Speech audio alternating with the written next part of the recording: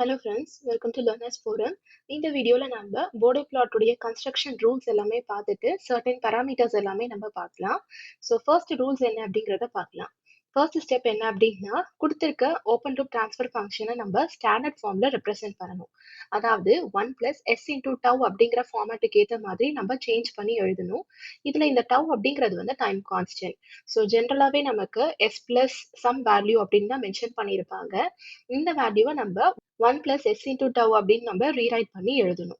அதுக்கப்புறமா செகண்ட் ஸ்டெப்பா நம்ம s is equal to j omega அப்படிங்கறத நம்ம சப்ஸ்டியூட் பண்ணி முடிச்சதுக்கு அப்புறமா அதனுடைய கார்னர் ஃப்ரீக்வன்சிஸ் எல்லாமே நம்ம டிரான்ஸ்ஃபர் ஃபங்க்ஷன்ல இருந்து கண்டுபிடிக்கணும்.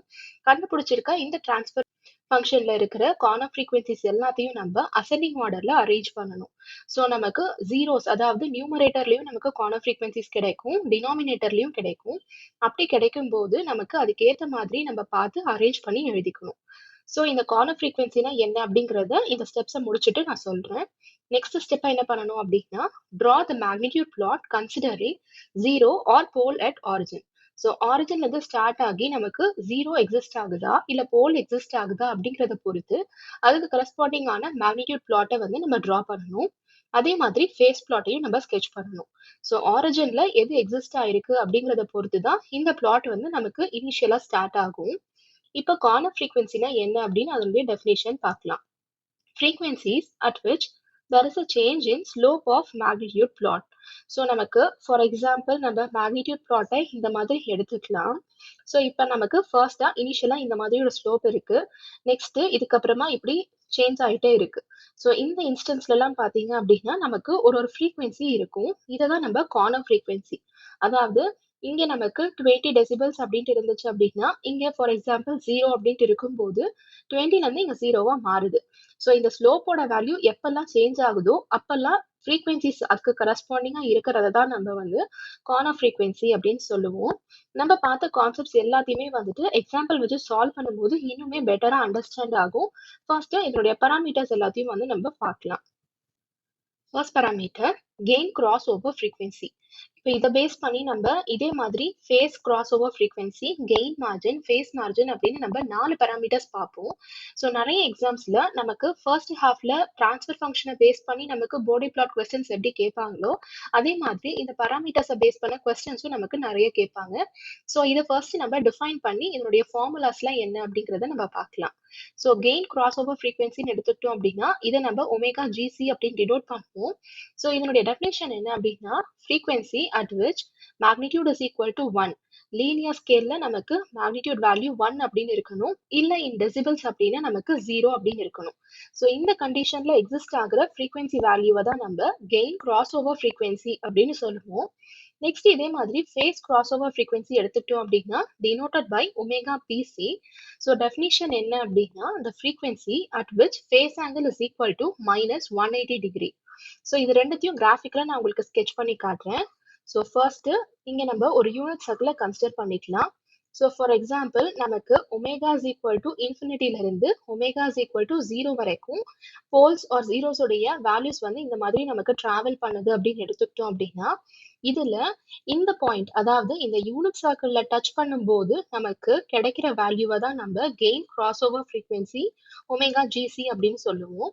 அண்ட் அதே மாதிரி இந்த பாத் இந்த 180 டிகிரி லைன்ல எங்க டச் ஆகுதோ இதை தான் நம்ம phase cross over frequency omega PC அப்படின்னு சொல்லுவோம்.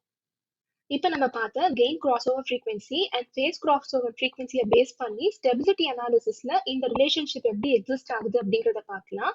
So omega PC and omega GC இந்த ரெண்டு வேல்யூ எடுத்துட்டு இது ரெண்டுத்துக்கும் இருக்கிற ரிலேஷன்ஷிப் வந்து நமக்கு omega PC is greater than omega GC அப்படின்னு எக்ஸிஸ்ட் ஆச்சு அப்படின்னா அப்ப நமக்கு சிஸ்டம் வந்து ஸ்டேபிளா இருக்கு அப்படின்னு அர்த்தம். Omega PC value omega GC value ரெண்டுமே ஈக்குவலா இருக்கிற கண்டிஷன்ல சிஸ்டம் வந்து நமக்கு மார்ஜினலி ஸ்டேபிளா இருக்கும். And when omega PC is less than omega GC system வந்து நமக்கு அன்ஸ்டேபிளா இருக்கும். ஸோ இப்போ அதனுடைய கிராஃப் எப்படி வேரி ஆகுது அப்படிங்கறத உங்களுக்கு நான் சொல்றேன். ஸோ இந்த கண்டிஷன்ல எடுத்துட்டீங்க அப்படின்னா அதே மாதிரி நம்ம பார்த்து ஃபாலோ பண்ணும்போது இங்க நமக்கு ஒமேகா பிசி இருக்கு, இங்க நமக்கு ஒமேகா ஜிசி இருக்கு. ஸோ இந்த வேல்யூ எடுத்துக்கிட்டீங்க அப்படின்னா இது நம்ம யூனிட் சர்க்கிளா தான் எடுத்திருக்கோம். ஸோ இந்த கண்டிஷன்ல நமக்கு இந்த ஒமேகா பிசியோட வேல்யூ ஒமேகா ஜிசியை விட நமக்கு கிரேட்டர் தானா எக்ஸிஸ்ட் ஆகும். ஸோ இந்த கண்டிஷனை தான் நம்ம ஸ்டேபிள் அப்படின்னு சொல்லுவோம். ஸோ செகண்டா பார்த்தீங்க அப்படின்னா இந்த omega PC and omega GC வந்து ஈக்குவலா இருக்கிற கண்டிஷன். அப்ப நமக்கு பாத் எப்படி இருக்கும்னு பார்த்தீங்க அப்படின்னா இந்த மாதிரி. அதாவது யூனிட் சர்க்கிள்ல டச் ஆகுற பாயிண்ட்டும் இதே தான். -180 டச் ஆகுற பாயிண்ட்டும் நமக்கு இதே தான் இருக்கும். ஸோ இந்த கண்டிஷன்ல பார்த்தீங்க அப்படின்னா omega PC is equal to omega GC அப்படின்னு இருக்கும்.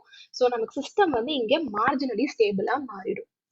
Next third condition. இப்போ நமக்கு ஒமேகா பிசியோட வேல்யூ வந்து லெஸ் தேன் ஒமேகா ஜிசியா இருக்கும். அதாவது இப்போ இந்த பாத்து நம்ம எடுத்துக்கிட்டோம் அப்படின்னா ஸோ இந்த கண்டிஷன்ல நமக்கு ஒமேகா பிசியோட வேல்யூ வந்து it is less than omega ஜிசியா இருக்கும்.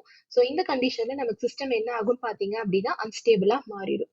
ஸோ அந்த மூணுத்தையும் சேர்த்த ஒரே டயக்ராம தான் இங்கே உங்களுக்கு நான் கொடுத்துருக்கேன். So omega is equal to இன்ஃபினிட்டில இருந்து ஜீரோவா மாறும்போது நமக்கு ஸ்டேபிள்ல இந்த மாதிரி இருக்கும். மார்ஜினலி ஸ்டேபிள்ல நமக்கு இந்த மாதிரி இருக்கும். அண்ட் அன்ஸ்டேபிள்ல நமக்கு இந்த மாதிரி இருக்கும். ஸோ இதுதான் ஜெனரல் ரெப்ரசன்டேஷன். நெக்ஸ்ட் அடுத்த இம்பார்ட்டன்ட் பராமீட்டர்ஸ் ஆன கெயின் மார்ஜின் அண்ட் ஃபேஸ் மார்ஜினை நம்ம பார்க்கலாம். First gain margin. ஸோ இதை வந்து நம்ம இன் டெசிபல்ஸ்ல தான் ரெப்ரசென்ட் பண்ணுவோம். ஸோ டெஃபினிஷன் என்ன அப்படின்னா reciprocal of magnitude at omega is equal to omega PC. அதாவது ஃபேஸ் கிராஸ் ஓவர் ஃப்ரீக்வன்சியில் கிடைச்சிருக்க ஒமேகா வேல்யூக்கு நம்ம மேக்னிடியூட்ல சப்ஸ்டியூட் பண்ணோம் அப்படின்னா அதனுடைய ரெசிப்ரோக்கல்டு வேல்யூ தான் நமக்கு இந்த கெயின் மார்ஜினா இருக்கும். ஸோ இன் டர்ம்ஸ் ஆஃப் ஈக்குவேஷன்ல நமக்கு modulus of 1/g of J omega H of J omega எடுத்துக்கிட்டோம் அப்படின்னா இதுல omega is equal to omega PC அப்படிங்கிற கண்டிஷனை சப்ஸ்டியூட் பண்ணோம் அப்படின்னா நமக்கு கெயின் மார்ஜின் வேல்யூ கிடைக்கும். Next phase margin. ஸோ இதை வந்து நம்ம டிகிரிஸில் ரெப்ரசென்ட் பண்ணுவோம். இதனுடைய ஃபார்முலா என்ன அப்படின்னா 180 degree plus 5 GC.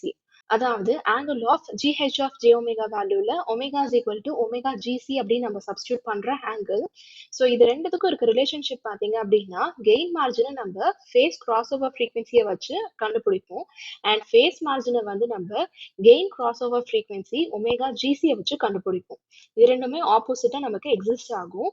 So gain and phase cross over ஃப்ரீக்வன்சியை பேஸ் பண்ணி எப்படி நம்ம ஸ்டெபிலிட்டியை அனலைஸ் பண்ணுமோ அதே மாதிரி இப்போ இந்த கெயின் மார்ஜின் அண்ட் ஃபேஸ் மார்ஜினை யூஸ் பண்ணி நம்ம ஸ்டெபிலிட்டி அனலைஸ் பண்ணலாம். ஸோ ஃபர்ஸ்ட் கண்டிஷன்ல நமக்கு gain margin and phase margin value ரெண்டுமே பாசிட்டிவ்ல எக்ஸிஸ்ட் ஆகுதான்னு செக் பண்ணணும். அப்படி இருக்கும்போது சிஸ்டம் நமக்கு ஸ்டேபிளா இருக்கும். அண்ட் ரெண்டுமே ஈக்குவலா இருக்கும்போது நமக்கு சிஸ்டம் மார்ஜினலி ஸ்டேபிளா இருக்கும். அண்ட் ரெண்டுத்துல ஏதாவது ஒரு வேல்யூவாவது நமக்கு நெகட்டிவா இருந்துச்சு அப்படின்னா சிஸ்டம் வந்து நமக்கு அன்ஸ்டேபிளா இருக்கு அப்படின்னு அர்த்தம். ஸோ இதுதான் 4 முக்கியமான பேராமீட்டர்ஸ் இன் போர்டே பிளாட். இப்போ நம்ம பார்த்த கான்செப்ட்ஸ் எல்லாத்தையும் பேஸ் பண்ண ப்ராப்ளம்ஸ் நம்ம நெக்ஸ்ட் வீடியோல பார்க்கலாம். இன்னைக்கு பார்த்த இந்த வீடியோல உங்களுக்கு ஏதாவது டவுட்ஸ் இருந்துச்சு அப்படின்னா கமெண்ட் செக்ஷன்ல போஸ்ட் பண்ணுங்க. அண்ட் இந்த வீடியோ உங்களுக்கு யூஸ்ஃபுல்லா இருக்குன்னு நினைச்சீங்க அப்படின்னா லைக் பண்ணுங்க, ஷேர் பண்ணுங்க, மறக்காம சப்ஸ்கிரைப் பண்ணுங்க. Thank you so much friends.